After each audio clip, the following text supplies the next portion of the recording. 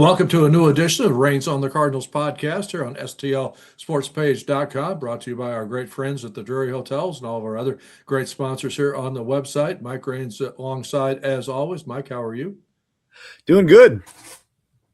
Cardinals wrap up the homestand on Wednesday afternoon, taking a 6-2 loss to the Brewers. Ended up being I guess, I don't know, what would you take away from the homestand? They went 2 or 3 against the Dodgers, but then they lose the chance to sweep that series and then turn out to split what turns out to be a 2-game series against the Brewers, thanks to the rain out on Tuesday night. Well, I think if you would have told me that our first 6 games in the NL Central, we'd be 5-1, I think we'd all be very happy with that, the way that it went, right? So you have to be pleased with the turnaround there. But I think you and I have talked about this before. There are things this team does really well and things that they really struggle with. And with a young team, you're going to find those ups and downs and those ebbs and flows. But again, I don't know that there's anything that they're doing here that's not sustainable for the long haul, because you drop a series to Seattle, and I think the frustrating thing is you look at it, and to me, the sign of a good team, or the sign of when a good player is playing well, you say even the outs look good, right? Mm-hmm. Well, to me, the losses look good because you're losing by 1 run. You're in those games; they're competitive. Other than today's game, but really for the most part, you don't think this team's out of many games. Well, yeah, because they've cut 10 or 11 comeback wins, so you have to think that they're going to have a chance. And unfortunately, on Wednesday they didn't, because they just. I thought and I actually commented to somebody I was sitting next to in the press box about this. I said, first time in a long time, I really thought they just looked flat. They just didn't think there was like anything. And then part of that because they were down 4-0 before they came up to bat. So it's kind of an understandable situation. But I thought maybe with the rain out last night, they're in the middle of this 17-game, 17-day stretch. They get a break with the rain out. I thought they'd maybe get a little bit of a break and a breather after that rain out last night, but they didn't help them on Wednesday. It was a situation we talked about a lot last year with Fedde and Michaelis, that you were just instantly down 3 or 4 runs coming to the bottom of the first every time. And really the Cardinals starting pitching has been pretty good up until this point. They haven't really had a blow up like that situation. But it just seems like Palante's last couple starts, he's been throwing a lot of pitches and he's not really giving what this team needs in order to be successful. He's always been a pitch to contact guy. We know that. And he's always given up a lot of hits. On the days that he pitches well, those balls get hit at people and they make double plays and they get ground ball outs and things like that. But on days that he's not, that doesn't have that luck and had the atom balls working, then he's going to struggle. The 4 runs actually in the first inning on Wednesday, the most runs the Cardinals have allowed in the first inning this season. So, and all of 6 of Milwaukee's runs scored with 2 outs. So you got to also think that's. Does that just fall into the baseball luck category? Sometimes you're going to have days like that. Sometimes games happen like that. So it's just one of those things I think that happen, and unfortunately happened to be in a division game against the Brewers when you were hoping to try to win both games out of that series. When you pitch to contact, the Cardinals have been pretty fortunate because they have a good defense behind them. They've got plus guys out there that make a lot of plays. I mean, we could talk all day long about some of the plays that J.J. Weatherhold has made this week that he looks phenomenal. So from a defensive standpoint, that's nice. But you got to remember, when you pitch to contact, unless it's hit right at somebody, it's not going to work, right? And how many times last year did we just get, as we call it, dinked to death, where these little singles just drop in next thing you know? And that's kind of what the Dodgers did to us the one game there to make it interesting, when they came back with 3 or 4 singles right in a row to make it interesting. And, and that's my worry with Palante throughout this season. When you just keep pitching to contact and you're not missing many bats, can you be successful?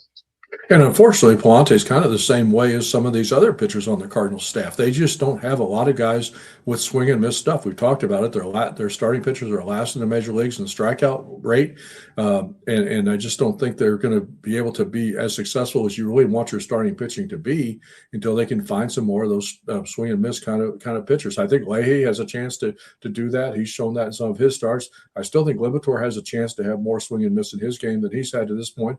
But I think McGreevy's a pitch to contact guy. I think Palante's a pitch to contact guy. I really don't know that I've seen enough about May to have an honest opinion about him, but he probably would be somewhere in the middle, somewhere between the strikeout guy and the contact guy. So I just wonder at some point, here's the situation too. If you look at it, Cardinals to this point are getting closer, and sometime on this next road trip, they will pass the quarter point of the season.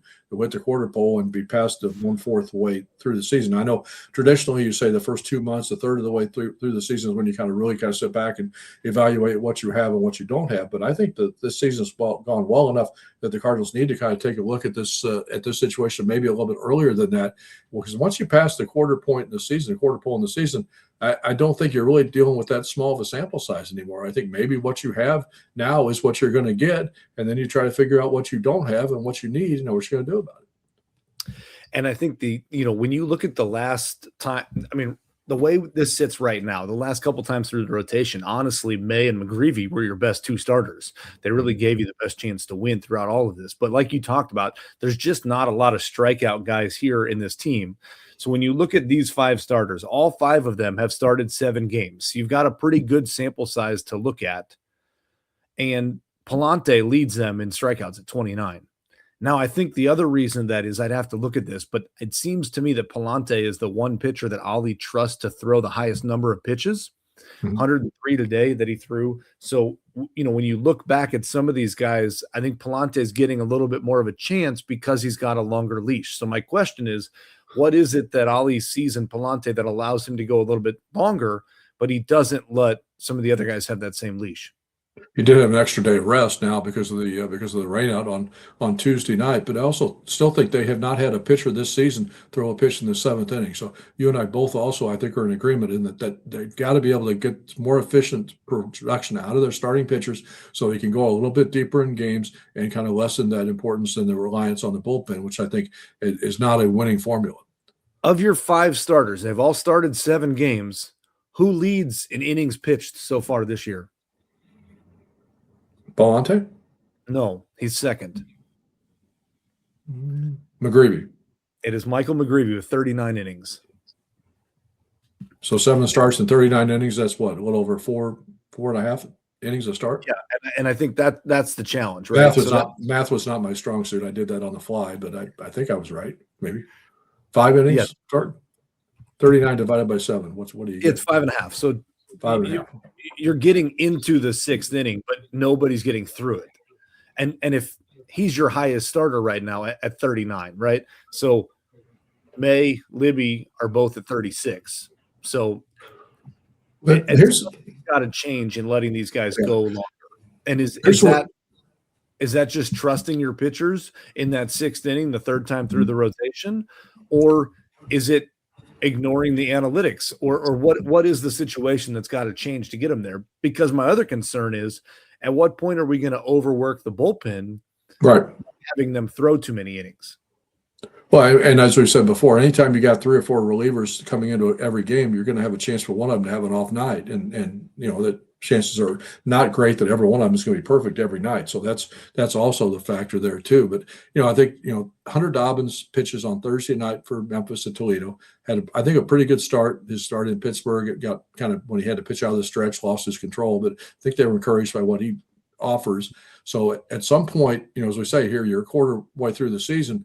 You kind of look at what you have. What can we do better? What's working? What's not working? Maybe you make a change. I don't know. But I think at some point, I know the one thing we've talked about, and Chaim Bloom has talked about this too, any decision that the Cardinals have to make, this is a question of short-term versus long-term. They are going to opt for the long-term. Who you think is a better long-term starting pitching candidate for this team, Andre Palante or Hunter Dobbins? I don't think we've seen enough of Hunter Dobbins to be able to make that call. I've seen enough of Andre Palante to make that call. I think honestly, to me, Hunter Dobbins is a guy that's really going to fit into this rotation, looking at what he has and looking at his age compared to Palante's age too. So I think those are some of the factors you have to play into this. But are you also looking at this from the standpoint of, hey, maybe we try to run one of these guys out there enough that somebody wants him at a trade deadline? And is that what you're looking at Palante to try to do in July? Possibly. Yeah. And that's the other point I was going to get to too, is that you do have to, even this short-term, long-term thing, okay, and maybe you're going to be better short-term than you expected to be, but I still think you're going to have guys that you need to kind of get a look at and see what they've got as you make plans for going forward. Maybe we're not going to play in 2027. I don't know about the labor thing, but you're going to probably play in 2028, and you just have to look at some of these guys at some point in the season to kind of figure out what you've got. Another interesting position battle, I think, and you and I have talked about this too, that's going to come forward here pretty soon, is what's going to happen when Lars Nootbaar comes back in left field. He's going to start a rehab assignment next week. We don't know for sure where yet. I think you can probably count on him being close to a month as far as rehab is concerned, because he's basically replacing spring training. So you're going to probably see him back in St. Louis sometime early June, I think, and he's going to probably get the bulk of the starts in left field, which means you're going to have a question about what you do in center. So for this next month, but what happens between Nathan Church and Victor Scott is going to have an impact in what happens going forward after Nootbaar comes back. And, Church, for those that, may have missed it has a bone contusion, I believe is what they're calling it. So probably not out too long, but he's going to be out a little bit. So to me, the spotlight right now has to be on Victor Scott, because you got to see a little bit more production out of him. The one thing that I wish this team would do more is run. And I was excited to see him get on base and steal a base with that too. But Victor really has about a month to figure this out and get it going. Because I think you and I both like Victor and want him to be the long-term center fielder, but the production you're getting out of Church, you can't ignore if Victor's not getting it going. Yeah, he had a pretty good sized bruise on his leg after it was hit by a pitch on Wednesday's game after the game. So we'll see how that responds to treatment next day or two. I wouldn't be surprised if he's not in the lineup on Thursday night to give that thing a little bit of chance to heal, but not a long-term injury, I don't think. But again, Scott's coming off of a couple good games, had 2 hits on Monday night, had a hit on one of the Cardinals' few hits on Wednesday. So maybe he will start getting. I know he's working hard at it. Actually did steal a base too. But here's an interesting thing as we sit here talking at almost the middle of May, the fourth of the way through the season, talking about things that you suspected would happen, things that you didn't expect would happen. Did you predict that Jordan Walker would be leading this team in stolen bases? No, and I don't think we projected anything about Jordan Walker to turn around the way that he did based on the spring that he was having. So, he's one who's been very good. And not to jump off of Victor Scott for a second, the other thing I was going to say too about Victor is you've heard Ollie say it before. He's an easy guy to root for because he works hard. He knows that he needs some help, and he's been staying late after games to continue to get that work in to grind it out. So he's a guy who's easy to root for that you hope can turn it around and get there. Correct. And Church's, play. There's nothing wrong with the way Church's play too. There's nothing wrong with having 2 guys playing well at the same time too. I mean, they always say that's a nice problem to have. And I mentioned to somebody today too, there's no guarantee that Nootbaar's going to stay healthy anyway either, because he's unfortunately had a track record of getting hurt. And okay, maybe recovered from these heel surgeries to get back in the lineup, but then how do we know he's not going to pull an oblique or a hamstring or something? To me, the 2 challenge positions that have kind of limited this, because you could play Church at a DH spot or even play Nootbaar at a DH spot based on how well they're playing. Number one is Nolan Gorman's defense at third has not been what you need it to be, and so I think it's been better though. I think he's been better, but that's why you see him DHing more. And then same thing with Herrera.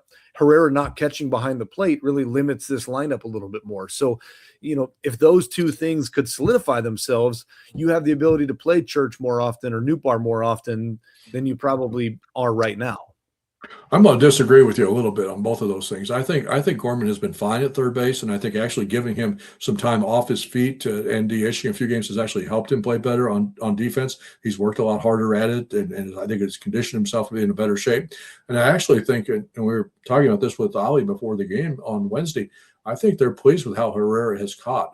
I really honestly had an open question coming into the season about what Herrera would be able to do behind the plate. Now, maybe part of it's because he's been so successful on the ABS challenges. I don't know exactly how you kind of figure out what impact that has had on every individual pitches and individual at bats and things like that. But he's actually been one of the best catchers in the league as far as challenging pitches and getting the calls correct.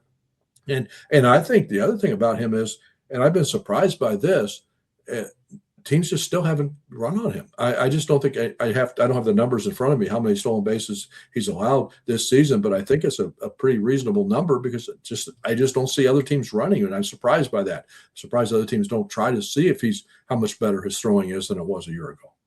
And maybe my point wasn't clear on Herrera. What I was saying is he needs to be the everyday catcher. That's what I was getting at is Okay, all right. not having Pages in the lineup. He needs to be behind the plate every day. That I wasn't saying his defense has been bad because it hasn't. What I'm saying is the lineup is limited if he's not catching. If you're putting him at DH is where you're having. So what I'm saying is if Herrera can be your everyday catcher, it allows you to open up spots to rest Gorman when you need him to rest Newbar when you need to when it comes back for him, and the same thing with some of the other guys. So to me, they just need to find a way to get Herrera to be the everyday catcher because your offense is going to go up if Pages' bat is not in the lineup. It also wasn't a good homestand for J.J. Weatherholt. We praised him and how well he has played to this point in the season, but just 2 hits in his last 21 at-bats over that homestand. And, and they're going to run through cycles like that. I mean, there's not anything that he did wrong. And just sometimes, like you said, he had hit a few balls right on the button that were at people and got hits. And those things tend to even out over the course of the season. But I think overall, we still are very pleased with what we've seen out of Weatherholt. We're looking at a lot of different videos of him, that one from spring training from the Futures game. He wore like 4 different numbers in our little video here. He had the number he had 87 at the start of spring training. Obviously, he's wearing 7 there in the video from the Futures game. And obviously now wearing 26. So I thought I saw him in one other number too. I don't remember now what it was, but a very exciting young player, and I think unlimited future for him, and he'll get through this current slump. I have no doubt about it. And the thing to remember too is he's still a rookie. These are still his first 30 games in the big leagues. So correct. Yeah, we're excited about him, and we look back and we say, hey, we feel down because he didn't have a good homestand. But he's still got a lot of his game to learn, a lot of his game to figure out. Look how long it took Jordan Walker, and we're still not sure he's totally figured it out, but it's taken him a while to get there.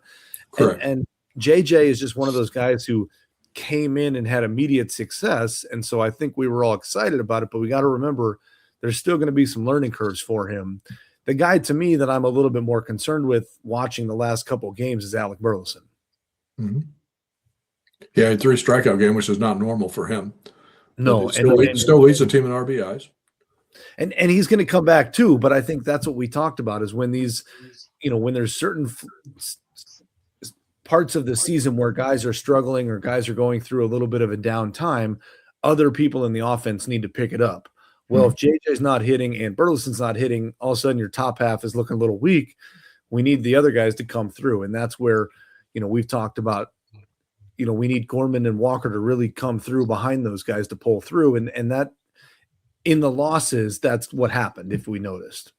The other piece of Cardinal news that, came out the last couple of days is Ramon Urias has gone on the injured list with the elbow injury. It's something that actually bothered him in spring training. It's kind of been nagging a little bit, and they decided to shut him down. And the phrase that Al used on Wednesday talking about it was weeks as far as how long he's going to be out. So not really an insignificant injury. Thomas Ajacey actually never left St. Louis. He was headed to Toledo to join Memphis, but with Memphis being off on Monday and then him looked and said he saw it was going to rain on Tuesday in Toledo. So he was still in his apartment on Tuesday afternoon when he got the call that he was coming back up to St. Louis. So he's back and we'll get some time. I think he and Cesar Prieto will get a little bit of a mixture out there, and Firmino will get some looks too. So we'll see what some of those guys can do given that opportunity with Urias being out.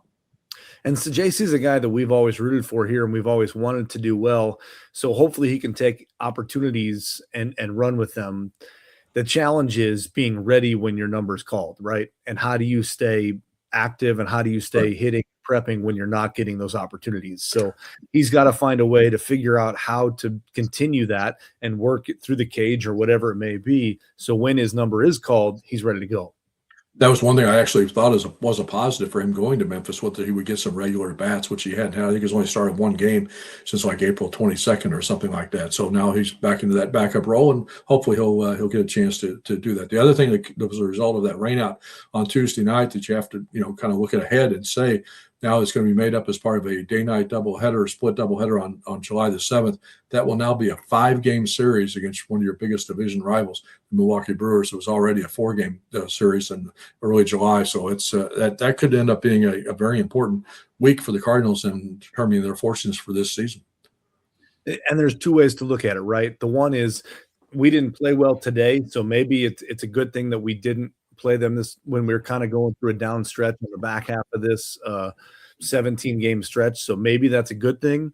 But you also look at it on the flip side, and most likely Milwaukee's going to have Christian Yelich back. They're going to have Brandon Woodruff back. We saw enough of Jackson Churio in these 2 games. We don't need to see him again. And look what happened when he came back, right? I mean, there's a reason they needed those guys to be where they're going to be. And I think when it's all said and done, I think you and I would both agree the Brewers are probably going to be that team to win the division when it's all said and done. I'm kind of liking the Cubs right now, actually. I was going to say the question's going to be, can the Cubs maintain this level of play? And they won't for that level. But, hey, I realize we're early in the season, but if I'd have told you right now that we hold the top wildcard slot, you'd take it this far in the season.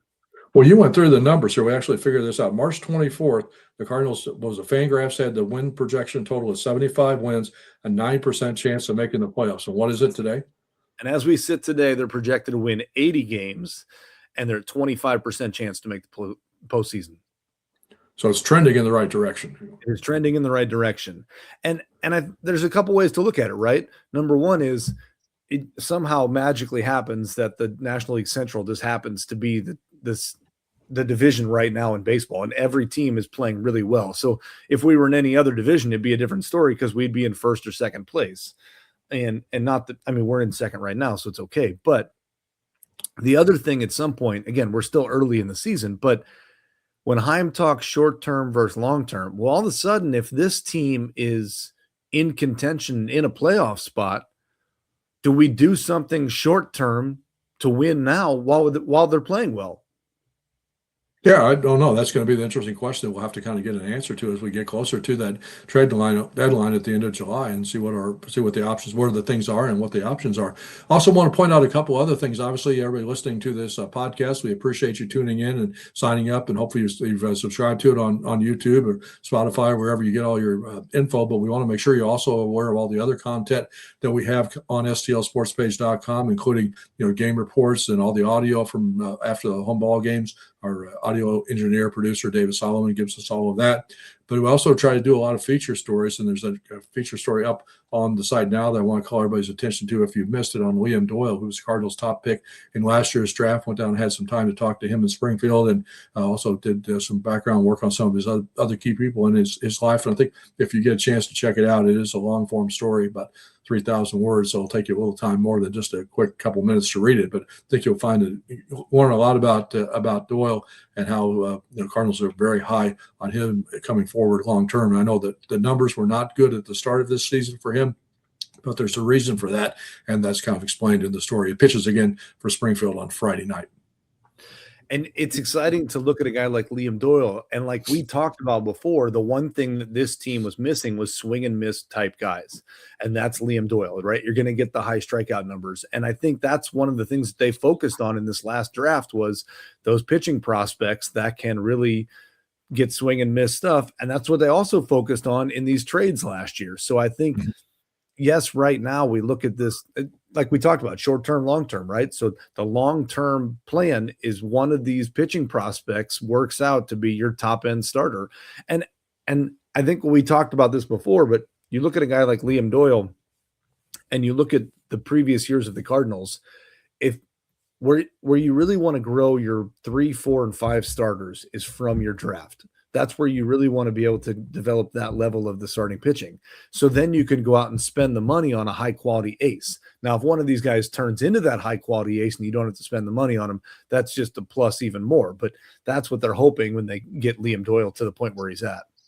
While we were in Springfield, we got a chance to take up some of the Route 66 centennial celebrations. It's now just getting started. We've got a great story up on the website about a little short kind of trip if you want to kind of go get your kicks on Route 66 sometime during this 100th anniversary. Some sample things, great jewelry hotels all along that highway as you head out toward California. So encourage you to check that out if you're thinking about doing that. And some of the merchandise we've got available now on the site and get your kicks on Route 66. I know some of the people have been buying that shirt the last few days, so appreciate that, and think they're kind of a cute, good-looking shirt. So encourage you, if you get down to Springfield or anywhere else on the Route 66, that might be something you have in mind. And then starting next week, we're going to start promoting the America 250 celebration stuff that's going to be coming up. You're going to hear a lot about that as we get closer to July 4th, but also a couple of those T-shirts will be up and available on the website in our merch store starting next week.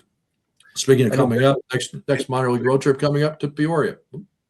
I was going to say too that also on our merch, you may be a little bit late, but there still is some last minute items for Mother's Day. May not make it here by Sunday. You may have to say it's coming. Yeah, you can print off a picture of it, but there are still plenty of Mother's Day items on our merch store as well. The Cardinals head to San Diego. We'll be heading up to Peoria. Check out the Chiefs got a story planned on Ty Pete, one of the I spoke about trade acquisitions that came from Seattle in that trade last February. So look forward to getting us to talk to him, and that story will be coming up early next week, along as our other coverage from Peoria as well. Cardinals will be in San Diego, start a 4-game series against the Padres. Kind of not really the same without Mike Schultz being on the Padres. We don't have kind of the same interest of that series, but Padres playing well, so it'll be a good test. Matthew Liberatore, his start pushed back from Wednesday to Thursday because of the rain out, so he'll get the opener in that series. And also 3 games, first time ever the Cardinals. I don't know if it'll be the last time or not, but the first time playing in Sacramento, the temporary home for the former Oakland A's. So it'll be exciting to kind of see that ballpark and see those games next week. I wish I could remember the guy's name, but I was watching their game the other night, and they were saying how someone in that ballpark played a high school game there, a college game there, a minor league game there, and now a pro game there. Oh, that's crazy. So there's probably no way to look up the research on it, but it's got to be the first time that's ever happened. I would think that's probably the first time that's ever happened. It's kind of a unique park to have all of those features. And you may or may not know this, but the Cardinals actually have a better record on the road than they do at home. They're 11-5 away from home and 10-10 at Busch Stadium. So hopefully that'll be a trend that continues on the road trip as well. So all the Cardinal coverage free and without a paywall on stlsportspage.com. Game reports, audio reports, as well as the features and columns and some of the great travel stories as well. So I encourage you to check out all of our content. Sign up for the newsletter if you're not already doing that.